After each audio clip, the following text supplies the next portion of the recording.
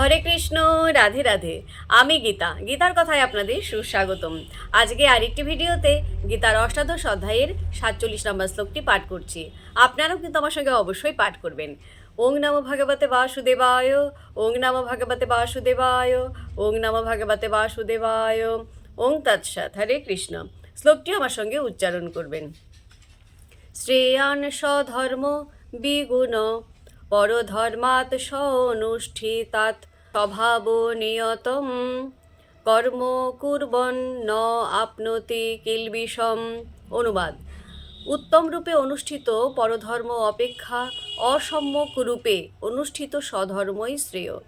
মানুষ স্বভাববিহিত কর্ম করে কোনো পাপ প্রাপ্ত হয় না। তো ভক্তগণ, এমনি করে প্রতিদিন একটি করে গীতা শ্লোক পাঠ করুন আর এই দুর্লভ মানব জনমকে ধন্য করুন। আর আমাকে যারা কমেন্ট করেছেন: কৃষ্ণেন্দু হাজরা, মিঠুন সাহা, মুক্তা দেবনাথ, গৌতম ঘোষ, সুশান্ত দাস অধিকারী, বিদিশা মুখার্জি, সবাইকে অসংখ্য ধন্যবাদ আমাকে কমেন্ট করার জন্য। সবাই আমাকে রাধে রাধে জানিয়েছেন, আপনাদেরকেও রাধে রাধে। হরে কৃষ্ণ, হরি বল।